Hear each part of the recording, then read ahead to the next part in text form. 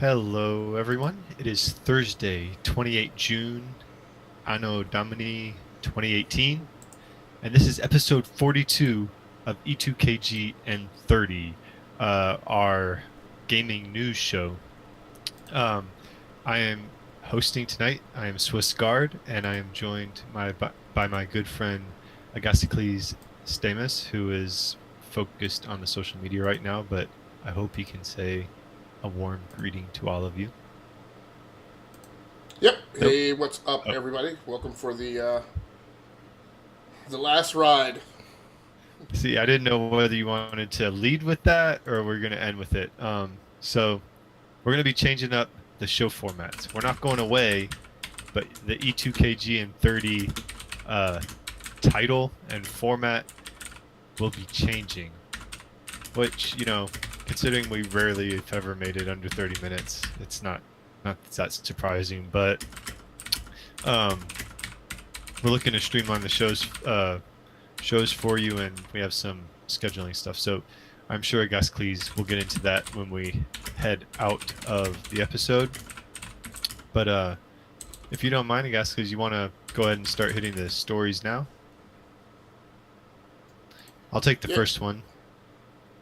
I'm good. We can go ahead and start. All right. So first up in the let's get started with the news blender, where we run down six of the biggest, most important, or just most interesting to us news around the gaming biz.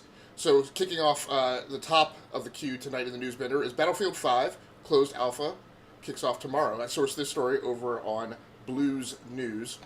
So, a quote directly from their news article: Battlefield website reveals details on closed alpha testing for Battlefield 5, the next installment in EA's military shooter series. Invite only testing gets underway tomorrow through Origin for a small group of players, and word is this will only run for a limited time. They list the maps and the modes this will feature, rewards players can earn, and tell players they will be free to stream gameplay online. So, very cool. Sometimes you don't always get to do that with, depending on what the NDA that is in place. Now, that's one of the big military shooter releases of this year. You have something that is perhaps of a slightly friendlier nature? Friendlier, more mysterious and absent. We know Battlefield 5 is coming.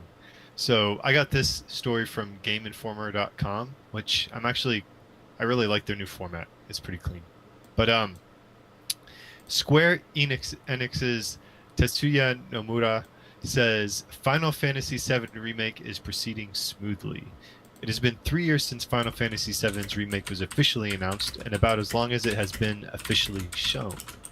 With director Tetsuya Nomura making the rounds for Kingdom Hearts 3's impending release, questions about Final Fantasy VII inevitably come up.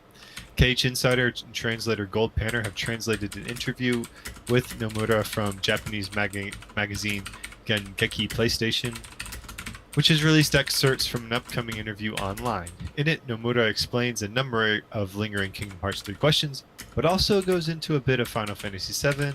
According to Nomura, there has been a lot of misinformation out there about the title, but development is coming along well. So, I was happy to see that story. At least something about Final Fantasy VII coming after its significant absence at E3. And speaking of absences or assumed vaporware, this would be vapor hardware. You have a story about the Atari VCS. Yeah, pretty interesting. I've been fairly critical of the Atari VCS when the pre-orders went down because of the dearth of information that there is and lack of specifics on what the system is and what it's going to be able to do, what their market strategy is, and who it is for, most especially. But this is, I have to admit, actually a ray of hope. I will say, if these guys bounce, then that will definitely be a telling tale. So over on GameInsider.com, we have the article, Original Xbox System Architect Joins Atari VCS Team. Atari has officially announced that game platform architecture expert Rob Wyatt and his Boulder, Colorado-based company, Tin Giant, are joining the Atari VCS team. For those of you unfamiliar with Atari's new venture, the Atari VCS, codenamed Atari Box, is an upcoming home video game console produced by Atari, While designed principally to play games from the Atari 2600 via emulation, the Atari VCS is also expected to offer a Linux operating environment that will allow users to download and install other compatible games onto it. And we are definitely going to break that down and dig into those details in the discussion segment following the news blender. Swiss, tell us about State of Decay, man. This is from GameSpot. State of Decay 2 was the US's best-selling game of May 2018, to the surprise of many of the E2KG hosts. Microsoft's zombie survival game State of Decay 2 was the best-selling title in May in the US. The NPD group has announced the game launched for Xbox One and PC towards the end of the month and managed to take the #1 spot on the software sales chart, edging out other big May releases like the PS4 exclusive Detroit Become Human. Its strong debut is also impressive considering that the game is available for free for those who have an Xbox Game Pass subscription. All right, so we go from Xbox PC exclusives to, I guess it's not really any exclusive, but anytime I hear Solid Snake, I just think classic PlayStation era stuff. This doesn't have to do with the PlayStation per se, but it has to do with Solid Snake. What do you got? Yeah, so this was interesting to me because I have Super Bomberman R or whatever it is. Yeah, Super Bomberman R on the Nintendo Switch. It was one of the launch titles that I purchased, and I still pick it up and play it periodically. So over on GameInformer.com, we have the news story. David Hayter returns to Solid and Naked Snake in Super Bomberman R alongside more Konami characters.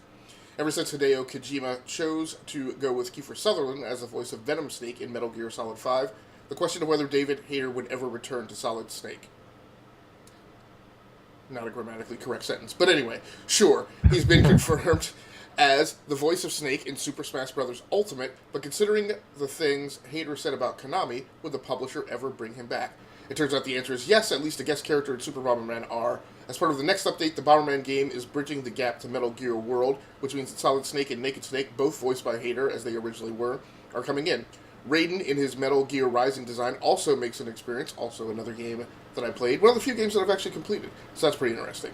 As does Mother Base from Metal Gear Solid 5 as a new map. The voice work is not surprising, considering Konami went through some lengths to get Master Chief's and Ratchet's voice actors for their guest appearances in the game. If we get to it in the discussion segment, I had no idea that Super Bomberman had so many special guest characters. So. Nor did I, which warrants possibly a little going back and touching up on that game. But let's go ahead and talk about Overwatch, a definitely more popular game than Super Bomberman R. Yep. I got this from Eurogamer. Overwatch's next hero is a hamster. Blizzard has seemingly unveiled Hammond, its latest Overwatch hero. Hammond is a hamster in a mech suit. A teaser video posted to Overwatch's official Twitter account shows Hammond rolling in, wearing a hulking metal suit, like the one of the Droidekas. Hope I pronounced that right. I will be corrected by the Star Wars faithful. From Star Wars The Phantom Menace, turrets fire and the camera zooms in as the top pops open to reveal the cute hamster within. All right, so we did have one slot for late breaking news that you picked up about streaming peripherals. Yeah, so this is technically not late breaking news, but it really stuck out to me because one of my primary shtick over on my gaming channel on YouTube called Rounding Off Infinity. Please feel free to check that out and like and subscribe. Yes, that is a blatant plug.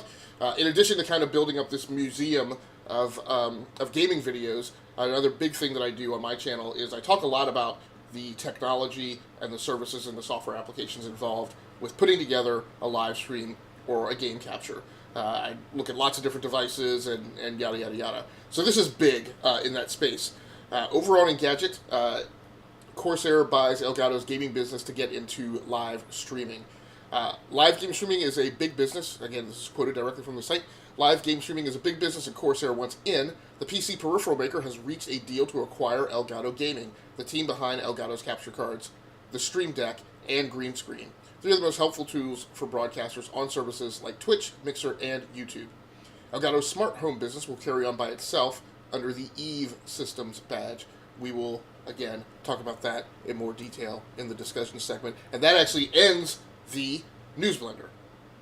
So, Swiss, why don't we sidestep over here to the discussion segment, or was there something you wanted to add about the Elgato story? I was just going to say that was that's a classic Agassicles story if I've ever seen one because it was hard work, but I just let you go with it. And then I just like got this amazing idea. When we do our end of the year grand finale show, one of us has to go back and pick stories from the prior year. So somewhere in E2KGn30, and we'll have to guess which one of the hosts actually put that story up. And I guarantee you, it will be 4 out of 4 for Corsair acquires Elgato Gaming. But anyway, so first in the discussion, let's talk Battlefield 5. All right, so you picked this story out. The thing that captured my attention was when I perused the article, the recommended system specifications are starting to creep up. We're starting to hit another plateau. So I saw 16 gigs of RAM. It says 16 and 12 gigs, but they're pushing through that 8 gigabyte barrier, and it's just I don't know. They also recommended GeForce 1060 3 gigabyte, which I guess that's understandable. But yeah, anyway, that surprised me. No, that's pretty intensive. It's interesting that you picked up on that. I was completely oblivious to that. I didn't even realize that was listed below the article. So yeah, and of course, Swiss is talking about the recommended system specification. So the games always list the minimum specs. It is probably well advised for you to not target minimum specs for a game because you will probably get abhorrently bad frame rates. And in their minimum specs, they cite a GeForce GTX 1050, which is kind of the bottom end entry level card for this generation. So I thought that was kind of interesting. Again, the 1050 is a card that I just don't recommend anybody buys because it's like $10 more to get a 1050 Ti. But yeah, it is definitely interesting. The bottom on the recommended system specifications, they're recommending Ryzen 3. Again, I don't know why anybody wouldn't build on Ryzen right now. They cited Intel Core i7, 4th generation. That's an interesting quirk because when I built my Uber box most recently, you really have to go with a Ryzen chip or an 8th generation core chip to really get away. The 4790 was a very impressive chip. It was hard to exceed it at a reasonable price. And it's weird that their recommended specification is a GTX 1060 3 gig card. That is actually a card that I also recommend people don't buy because the 6 gig variant is again not that much more expensive, although they are fairly close in performance. Interesting that they're doing the alpha. This is June, so that gives them a lot of time to work out the kinks, particularly in the netcode. That would have been my next thought is they're getting it out there in players' hands a lot sooner than I would have anticipated. Yeah. I mean, it's the first of the really big 800-pound gorillas for holiday releases that's out there, right, in alpha form. Right. Two other team members, co-hosts, Prime is big on just competitive first-person shooters, so I'm curious as to whether or not he's getting into it. And of course, we know that DBQ does Origin Access, I think. So I'm interested whether or not he got an invite. We haven't had a chance to really talk to him about that this week. So, and they're doing it. Well, let's see. It's tomorrow, so it's going into the 4th of July. Not as interesting as it would have been if they were actually doing it over the 4th of July extended holiday week.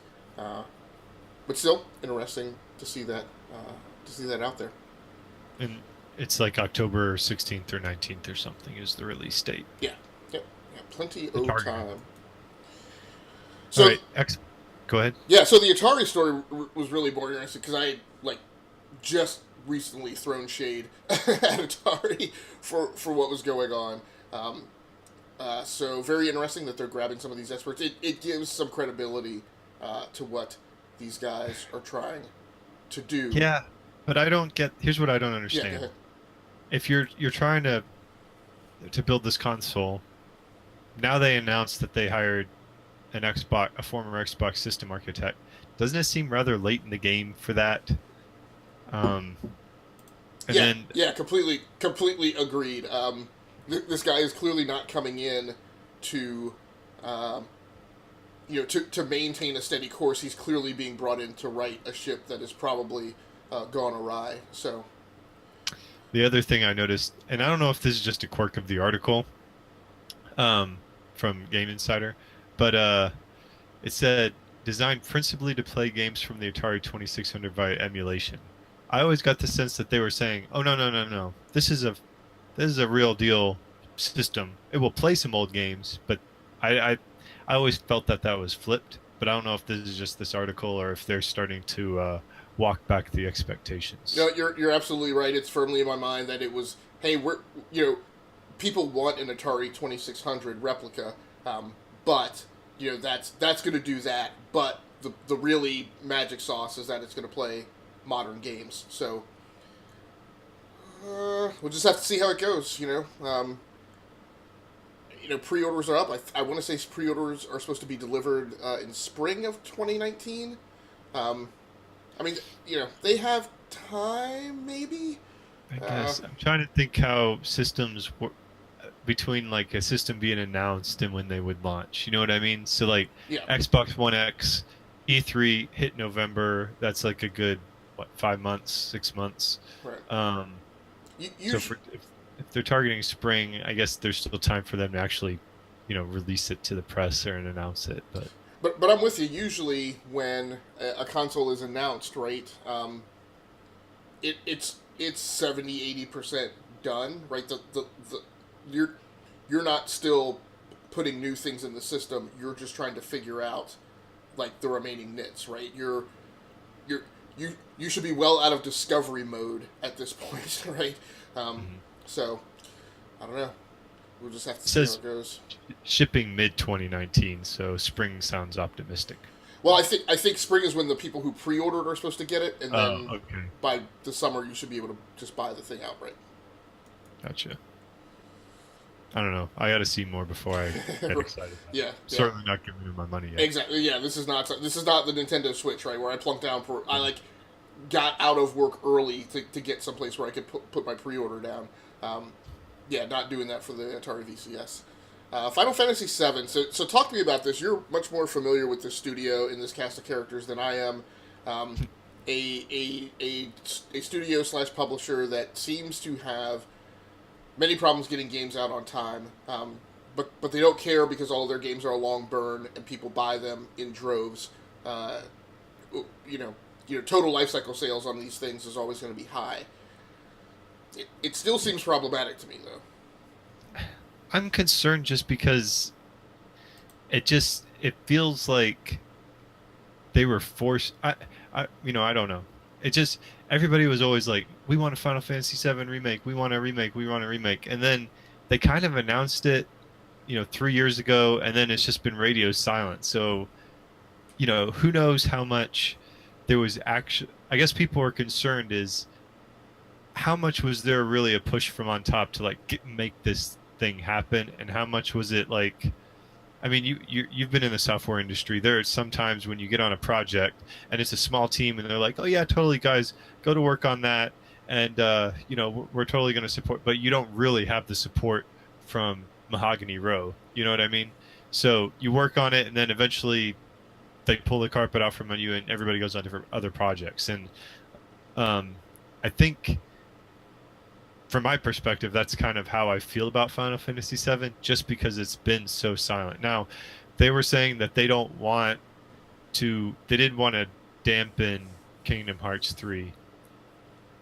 And there's a part of me that gets that, but there's a part of me that's like, this is E3, and this is when you're supposed to be showing, like, it doesn't have to be this year. I mean, I get it. You just throw a teaser out there, and people get excited, and it's not going to take away. People aren't going to be like, I don't think I'm going to buy Kingdom Hearts 3 come January because in a year after that there's going to be Final Fantasy 7, and I'm not Right. going to. I got a budget to maintain. It's not like that. So Right, exactly. um, I mean, part of my problem is I've just never understood the fervor for these games at all. I guess one of my questions is people say that they want a Final Fantasy VII remake. Like, is this so when you buy Skyrim, like Skyrim comes out, there's tons of mods for it. You continue playing it for 3, 4, 5 years after it releases. Is that what people do with Final Fantasy games, or like? I I just liked coming from a guy that likes Final Fantasy. I just like letting myself flow into the world. I like the way that they design the worlds. It's been less so in the more modern iterations, um, the later ones, but you know, they're 6 to 10. I just I loved it with the exception of 8. Um, and I don't mind listening to. I don't mind just letting them tell a story, and so for a lot of Western gamers, they like the open aspect of it, and I like being able to wander around the world and do side quests, but I don't need to like quote make my own story. I'd rather have somebody that's, you know, in theory, knows what they're doing to weave a yarn. Um, and Final Fantasy VII holds, like, I mean, for the generation that grew up on PlayStation and the the big thing that happens in the game. For those of you that might not have played Final Fantasy VII, there is a huge kind of twist in the middle of the game that, for a lot of 12 and 13-year-olds, that was like something, some epic narrative turn. So I can see where it holds a special place in people's hearts, and I don't know. I tolerate. I don't mind the Japanese RPG style, and I can tolerate having to wait just because I'm not 11 anymore. So it's just nice to hear that somebody says, "Oh yeah, it still exists." Very cool. Very cool. So Corsair and Elgato. So this is, I mean, a lot of people say that this makes sense. I'm very interested to see how it plays out. This is an inherently different business space that Corsair is getting into. Corsair does keyboards, headphones, headsets, gaming mice. A lot of chroma devices that have a full RGB spectrum of lighting that they can do. They're a great company. I am actually one of my recent acquisition strategies that I just initiated is I'm going to kind of convert all of my gear over to Corsair gear. So, starting with a headset, and I think my next thing is going to be their new Mark II keyboard. But Elgato, I mean, what Elgato does is they build game capture / live streaming devices, which are essentially ASICs, application-specific integrated circuits, cards that are specifically designed to capture live video and hand it over to a software application to push it out via live stream or record it to a hard drive. I'm curious how Corsair is going to expand their business around this, right? Because now it's additional software developers, it's additional chip engineers. So it's an expansion. Market-wise, it makes sense in that everything about streaming and esports now is about sponsorships, and it's about having your brand out there. So it gives them, it increases the width to which their brand is occupying this space. Their principal competitors are going to be AverMedia, Razer to a certain extent, and this is a thing Razer already has in its arsenal. They have the Razer Ripsaw, and Razer also does specifically streaming microphones and a couple other things that are very specific about the streaming culture, whereas Corsair is a little more oriented around the competitive gaming in esports scene. So it'll be interesting to see exactly how they execute this pivot.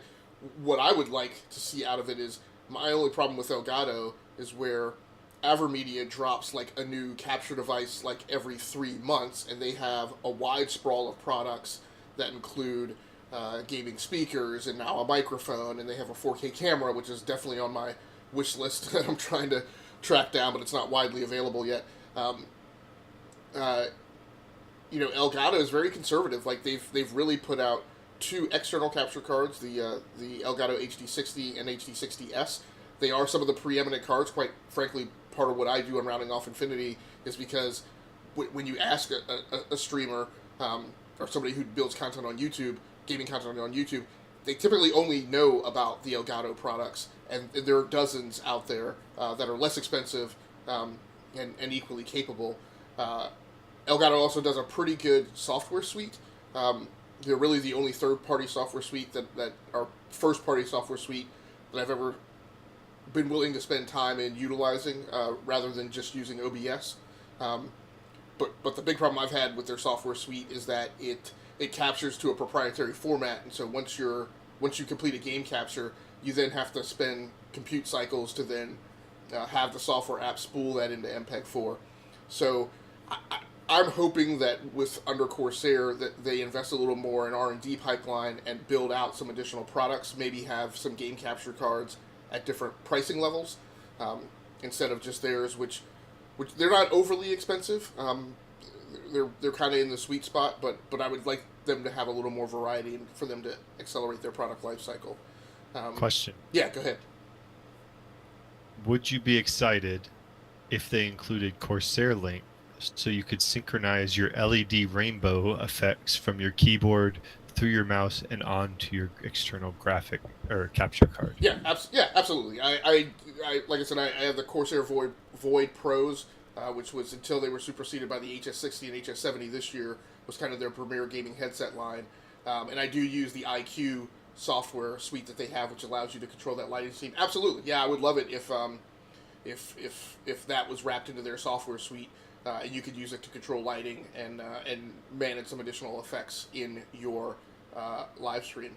I thought you were the one that hated that stuff, but maybe it was somebody else.